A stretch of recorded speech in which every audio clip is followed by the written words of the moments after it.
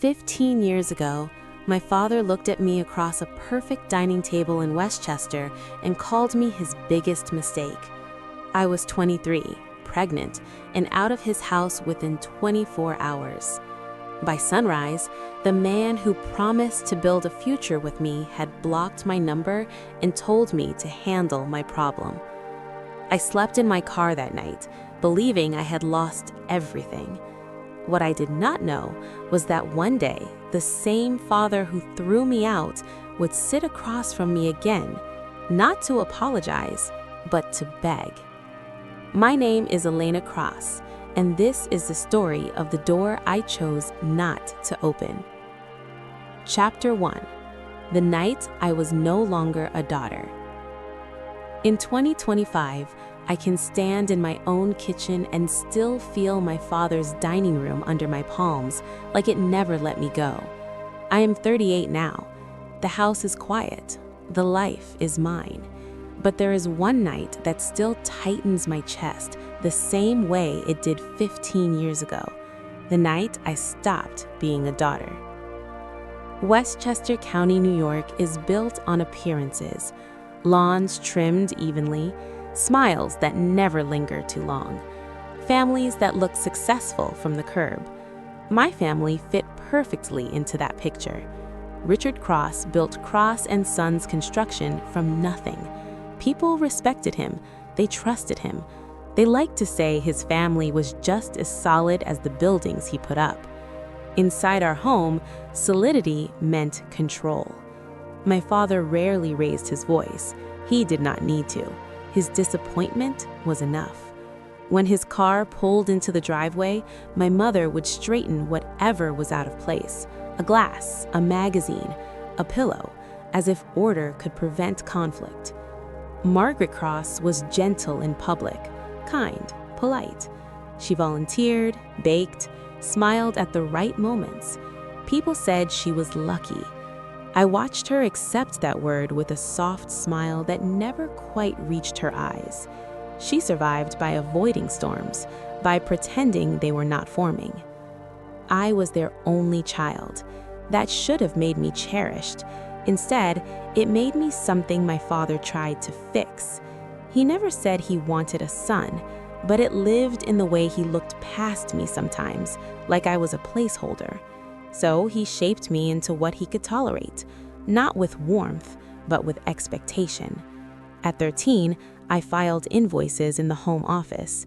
At 15, I spent Saturdays on job sites, the smell of diesel and sawdust clinging to my clothes. He pointed at beams and foundations and told me, "This is what matters, strong lines, no mistakes." When his friends laughed and said, "She's practically a son, Richard," my father smiled like it was a compliment. I learned early that feelings were inconvenient. I learned to perform competence and swallow doubt. I went to community college because it was close, affordable, efficient. My father liked efficient. I graduated in 2010. He shook hands with the dean, posed for a photo, and told me I did fine, like that was the highest praise available. I worked part-time after that, saving money, telling myself I would move out soon. I told myself the tension in our house was temporary. I told myself I could earn my place there. Then, I missed my period. At first, I blamed stress. Then, I bought a test at a drugstore in a town where no one knew me. I sat on the edge of the bathtub under harsh fluorescent light, staring at a small plastic stick like it could not possibly carry something that heavy. 2 lines appeared, clear, immediate. My first thought was not excitement or fear. It was my father's face. Daniel Reed felt like a soft place to land. He worked in medical device sales, always confident, always talking about the future like it was already settled. When he looked at me, I felt seen in a way I never did at home. When I told him I was pregnant, his eyes widened. He said, "We can do this." He said, "We will figure it out." I held on to those words like they were a promise. I waited a week before telling my parents. not because I wanted to hide it, but because I needed time to rehearse. In my father's world, nothing mattered unless it could be explained cleanly. I chose a Tuesday night. My mother made chicken. The table was set the way it always was, neat and careful. My father sat at the head of the table, checking his phone, calm and distant. He asked about my job. He asked about my car. He spoke like he was going through a checklist. My mouth was dry. I set my fork down. "I need to tell you something," I said. My father looked up slowly. My mother's shoulders lifted just a little. I took a breath. "I'm pregnant." The clock kept ticking. My mother went pale. Her hand froze above the water pitcher. My father stared at me, not shocked, not angry, evaluating, like he was looking at a structural flaw. He set his phone down and folded his napkin once, twice. "Do you know what people will say?" he asked. I tried to explain. I said, "Daniel and I are together. We have a plan. I can work. I can move out." He raised a hand and stopped me. "This is not about your plan," he said. "This is about what you have done to this family." My mother whispered his name. "Please." It barely carried across the table. He did not look at her. "You were supposed to be smarter than this," he said. "I gave you everything, and you turn it into a scandal." I said, "This is my life." He stood up slowly and walked to the window, staring out at our perfect yard. "Do you know what our clients will say?" he asked. "Do you know what people will whisper when your mother walks into church?" My stomach turned. I said, "I never meant to hurt anyone." He turned back to me, eyes sharp. "You do not get to make my family something people pity," he said. My mother made a small sound, like a swallowed sob. My father stepped closer, gripping the back of his chair. "I want you to understand something," he said. "You have always been my biggest mistake." The words knocked the air out of me. I looked at my mother. Her eyes were wet. Her mouth opened, then closed. She looked down at her plate. "You have 24 hours to leave this house," he said. "You will not bring this into my home." I said, "You can't just throw me out." He lifted his hand. "I am done discussing it." Then he sat down and took a bite of chicken. I pushed my chair back. The sound was too loud. My father glanced up, annoyed. "Mom," I said. My mother looked at me then. For a second, I saw fear, sorrow, maybe even love, but it was buried under something stronger, the need to keep peace at all costs. "I'm sorry," she whispered. Then she looked away. That night, I packed a duffel bag and a backpack. My hands moved without thought. I kept waiting for a knock, for my mother to come in and say, "We'll figure this out." No one came. Near midnight, I carried my bags to my car. The street was quiet. The house looked the same as it always had, warm light, clean lines, suddenly not mine. I stood by the driver's door, staring at the dark windows, waiting for anything to change. Nothing did. I started the engine. My phone lay on the passenger seat, silent. As I pulled away, my throat tightened, but the tears still did not come. I was numb, still in shock, still clinging to one thought like it could save me. Daniel will answer, I told myself. Daniel will fix this. I still have him. I drove into the night, watching the dark phone, waiting for it to light up. Chapter 2. 6 words that ended everything. The screen stayed black for miles, and every time I hit a red light, my hand drifted toward the phone like I could wake it up by wanting it hard enough. I kept telling myself Daniel was probably asleep, probably driving, probably busy, because that is what you do when you are trying not to fall apart. You build small excuses like sandbags and hope they hold.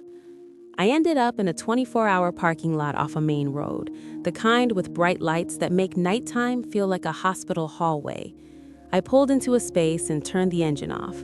The The silence inside the car was so complete I could hear my own breathing, too fast, too shallow.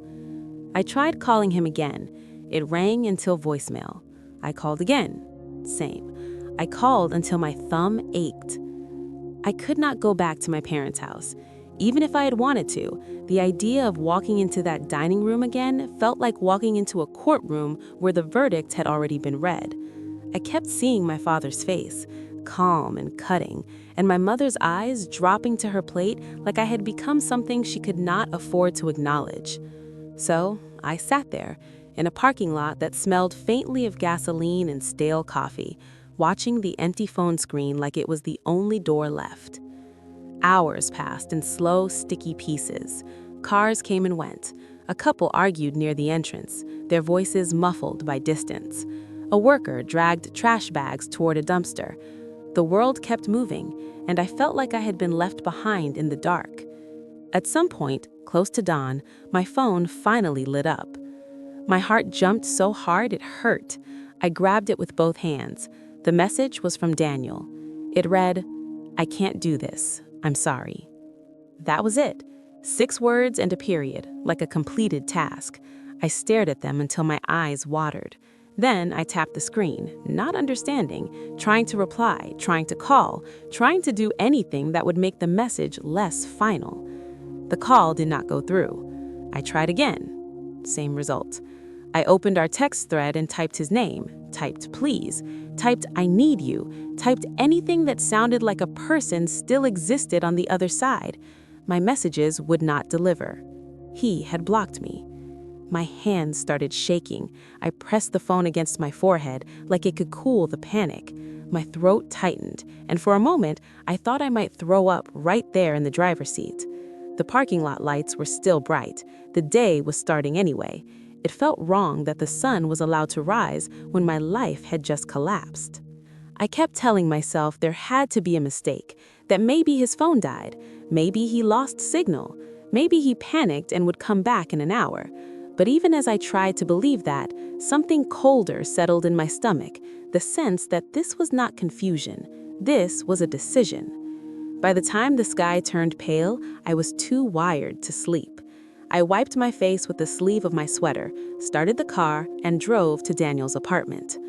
The whole drive, I repeated facts like they were prayers. He loves me. He said we would figure it out. He would not abandon me like this. I said it out loud because the sound of my own voice was the only thing keeping the silence from swallowing me. Daniel lived in a neat building with clean hallways and potted plants in the lobby, the kind of place that looked like it had rules about noise and packages. I parked, smoothed my hair with shaking fingers, and walked up to his door. I knocked once, then twice, then I knocked harder, because desperation makes you forget manners. The door opened. A woman stood there, not Daniel. She was about my age, maybe late 30s, wearing a soft sweater and leggings like she lived there. Her hair was pulled back, damp at the ends, as if she had just showered. For a half-second, I thought I had the wrong apartment. Then I saw the ring on her left hand. It was not subtle. It caught the light and flashed like a tiny signal. My breath stopped. She looked at me with polite confusion. "Can I help you?" she said. Her voice was calm, not defensive, not angry, just curious, like I was a delivery person at the wrong address. I swallowed. I tried to say Daniel's name, but my mouth went dry. "I'm looking for Daniel Reed," I managed. Her eyebrows lifted slightly. "Daniel," she repeated, and then her expression shifted, not in recognition of me, but in recognition of the situation, the way some women can read danger in a stranger's face because they've lived it too. "Who are you?" she asked. I hesitated. In that hesitation, I heard my father's voice in my head, the word scandal, the word pity. I heard my mother's whisper, "I'm sorry," like an excuse for everyone else. I said, "I'm Elena." Her eyes narrowed. She glanced over her shoulder into the apartment, and I heard movement inside. A footstep, a drawer closing, the faint sound of a television. She stepped out into the hallway and pulled the door mostly closed behind her, leaving only a thin crack. "Elena what?" she asked. I gave her my last name, and the second it left my mouth, her face changed again. She knew it. In Westchester, people knew names. They knew which families hosted which fundraisers. They knew who built what. They knew who mattered. She took a slow breath. Then she lifted her hand, and the ring caught the light again. "I'm Claire Holden," she said. Holden. The name landed with a strange weight, not because I knew it, but because I didn't. Daniel had never mentioned it. Daniel had never mentioned her.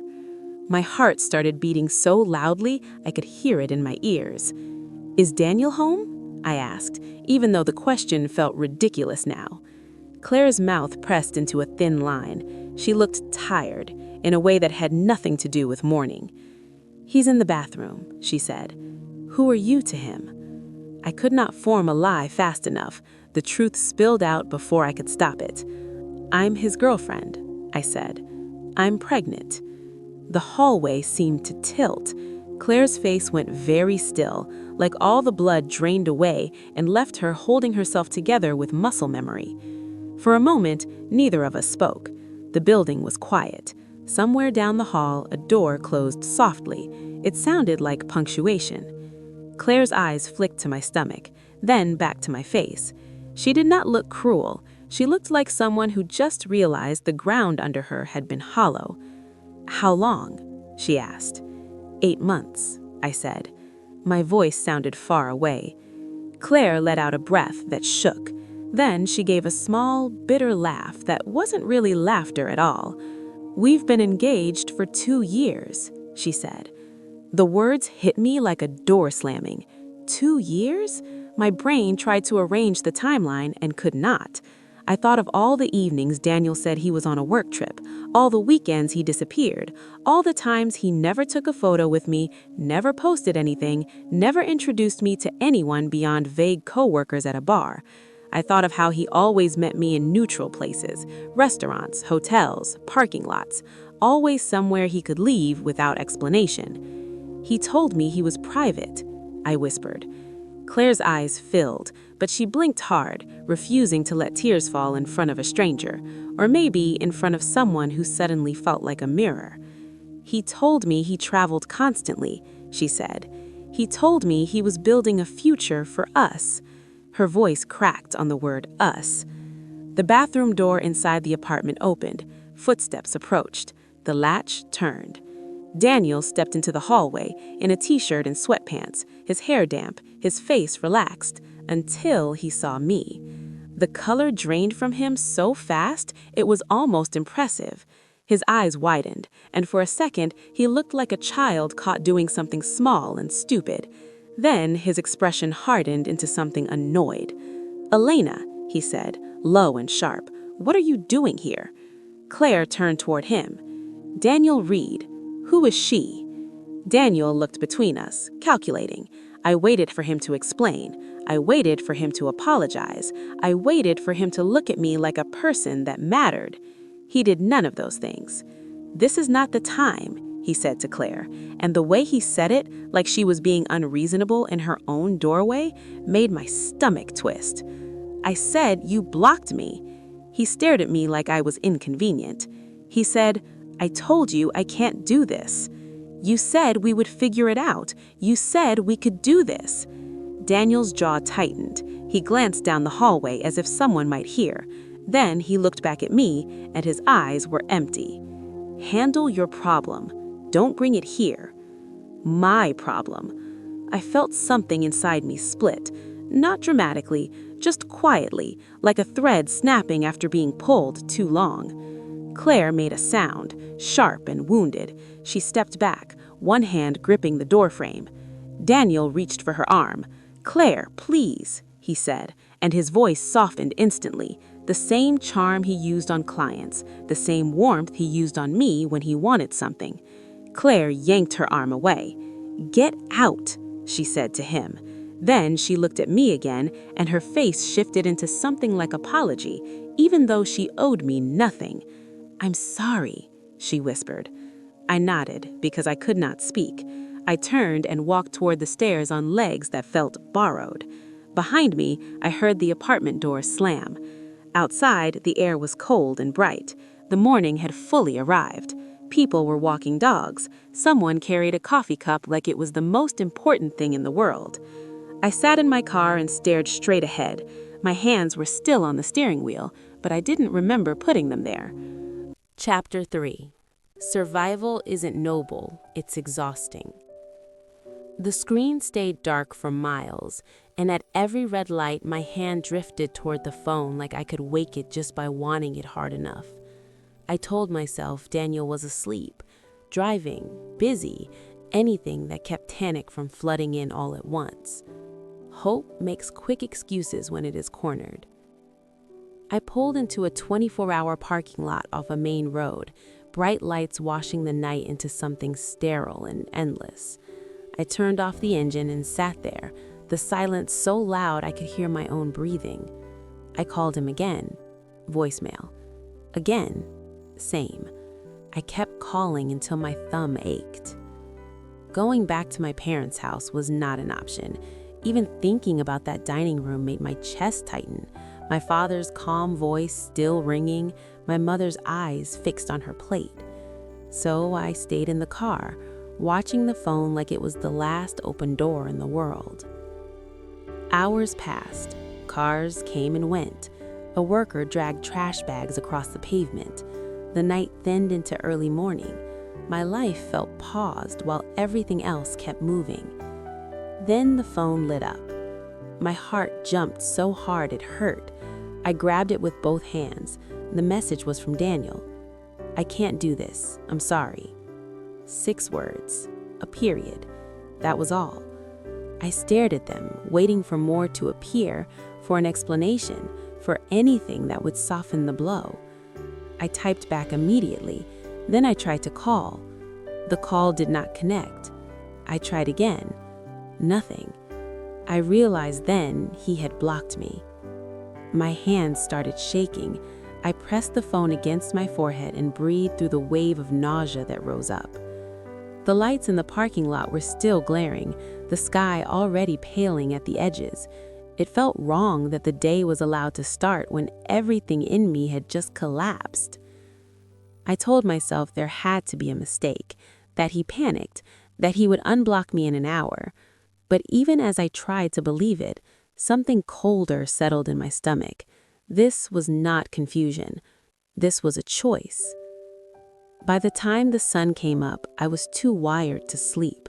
I wiped my face with my sleeve, started the car, and drove to Daniel's apartment. The whole way there, I repeated the same sentences like a prayer. He said we would figure it out. He would not leave me like this. He wouldn't. His building looked neat and quiet, potted plants by the entrance, clean hallways that smelled faintly of detergent. I parked, smoothed my hair with shaking fingers, and walked up to his door. I knocked once, then again, harder. The door opened and a woman stood there instead of Daniel. She was about my age, wearing a soft sweater, hair still damp like she had just showered. For a moment, I thought I had the wrong place. Then I saw the ring on her left hand, bright and unmistakable. She looked at me with polite confusion. "Can I help you?" "I'm looking for Daniel Reed," I said, my voice barely steady. Her eyebrows lifted. She studied my face and something shifted in her expression. Recognition not of me, but of the situation. "Who are you?" she asked. I hesitated, hearing my father's words scandal echo in my head, my mother's soft apology. Then the truth came out because lies take time and I had none. "I'm Elena," I said. She glanced over her shoulder into the apartment. I heard movement inside, a drawer closing, the low sound of a television. She stepped into the hallway and pulled the door mostly closed behind her. "Elena what?" I gave her my last name. The moment I did, her face changed. In Westchester, names traveled faster than people. She took a breath and lifted her hand, the ring catching the light. "I'm Claire Holden," she said. The name meant nothing to me, and that made it worse. Daniel had never mentioned her, not once. "Is Daniel home?" I asked, even though I already knew the answer. "He's in the shower," she said. "Who are you to him?" "I'm his girlfriend," I said. "I'm pregnant." The hallway went very still. Claire's face drained of color, her eyes flicking to my stomach and back to my face. She looked like someone who had just stepped on ground that vanished under her feet. "How long?" she asked. 8 months. She let out a breath that shook, then gave a short, bitter laugh. "We've been engaged for 2 years." 2 years. The words landed heavy and sharp. All the nights Daniel said he was traveling, all the weekends he disappeared, the way he never took pictures with me, never posted anything, never brought me home, the way we always met in places he could leave easily. It all snapped into focus. "I said he was private," I whispered. Claire nodded, eyes shining. "He told me he traveled constantly, that he was building our future." The bathroom door opened inside the apartment. Footsteps came closer. The door cracked open. Daniel stepped out, hair damp, face relaxed until he saw me. The color drained instantly. "Elena," he said sharp, "what are you doing here?" Claire turned to him. "Daniel," she said, "who is she?" He looked between us, calculating. I waited for an apology, for an explanation, for anything that would soften the blow. He did none of those things. He said, "This isn't the time," to Claire, irritation in his voice. "I said you blocked me." "I told you I can't do this," he said, like it was repeating something obvious. "You said we would figure it out. You promised." His jaw tightened. He glanced down the hallway, then back at me, eyes empty. "Handle your problem," he said. "Don't bring it here." My problem? Something inside me went quiet in a way that felt final. Claire stepped back, gripping the doorframe. Daniel reached for her arm, his voice softening instantly. "Claire, please." She pulled away. "Get out," she said to him. Then she looked at me, her face shifting into something like apology. "I'm sorry." I nodded because words were gone. I turned and walked away, my legs moving on instinct. Behind me, the door slammed. Outside, the morning was bright and ordinary. People walked dogs. Someone carried a coffee like it mattered more than anything else. I sat in my car and stared ahead. My phone buzzed. A text from a cousin. I didn't know what to say when I heard, "Please don't make this a big thing." Another message followed. "Your father is so upset. Think about your mother." The story was already moving without me, shaped to protect the people who held power. Later, Helen Brooks called. Her voice was syrupy, concerned. "Elena, honey, people are talking. Your father is worried sick." I hung up without answering. By evening, I realized how small my world had become. The list of people I could call without being judged or advised into silence was almost empty. As the sun went down, I crossed into New Jersey without deciding to. Distance felt like the only mercy left. Westchester felt poisoned, every street tied to someone else's version of my life. Newark was anonymous. No one knew my father's name. No one cared where I came from. I pulled into a gas station and sat for a long time, hands on the wheel, letting the truth settle. My parents had erased me. Daniel had discarded me. The town would talk. I wiped my face and started the car again. I told myself I just needed somewhere temporary, a room, a few nights, enough space to breathe. Then I drove deeper into Newark, following the feeling of distance like it was the only map I had left. Chapter 4. Building a life they couldn't touch. Distance did not fix my life, but it gave me space to breathe, and sometimes that is enough to survive. Newark never pretended to care about who I was. It did not ask for explanations or apologies.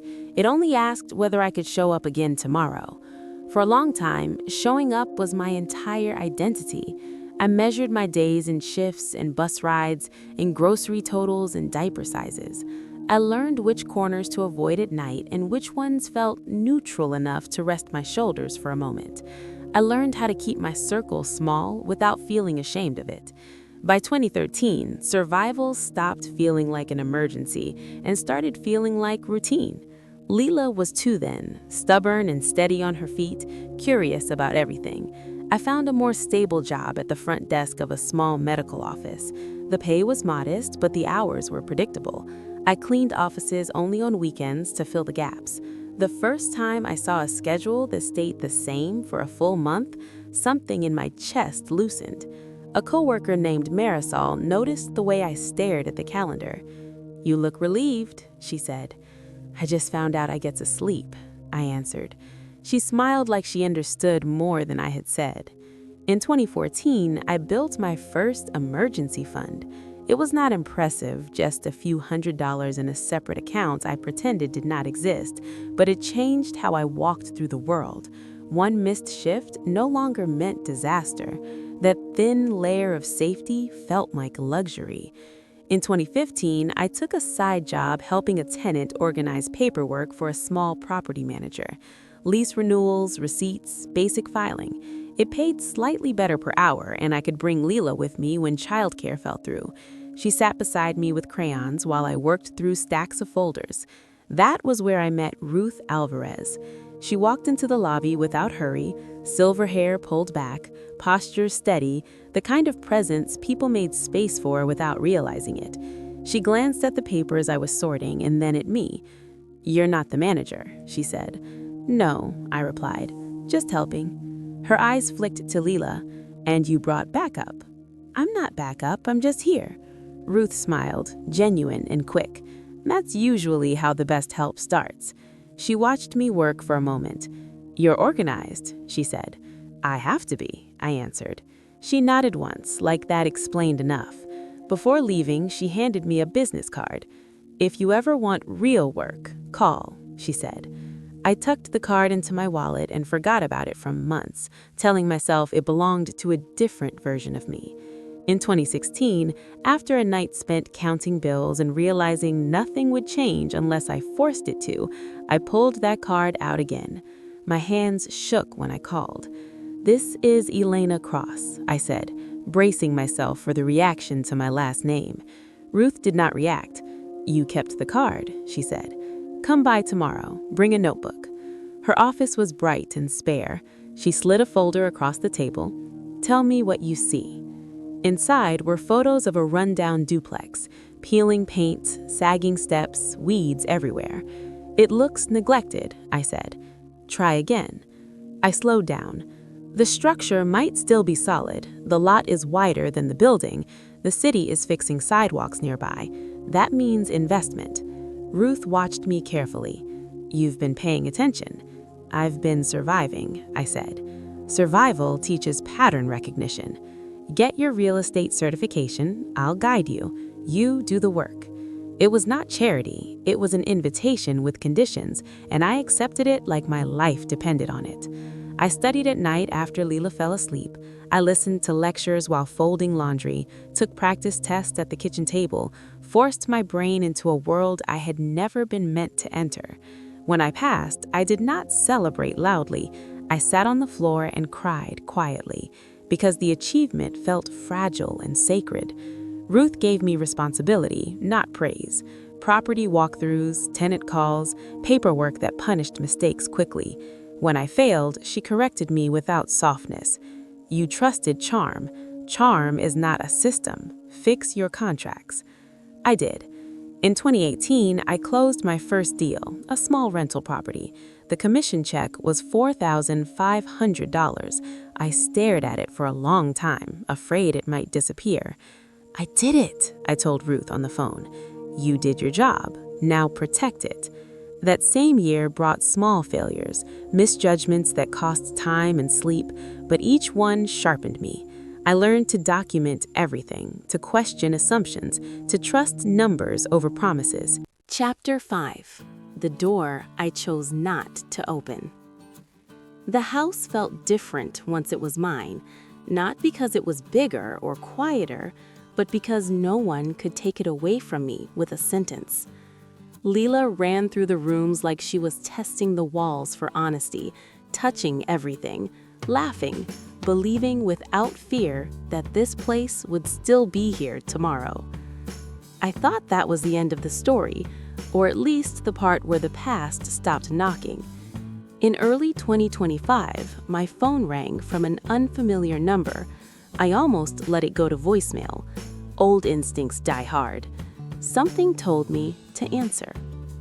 "Elena," my mother said. Her voice sounded smaller than I remembered. Time had thinned it. For a moment, I pictured her at our old kitchen table, hands folded, waiting for permission to speak. I did not answer right away. Silence stretched between us. "We need to talk," she said finally. I closed my eyes. "About what?" "About your father," she said. "About us." I told her I would meet them, once, in a public place.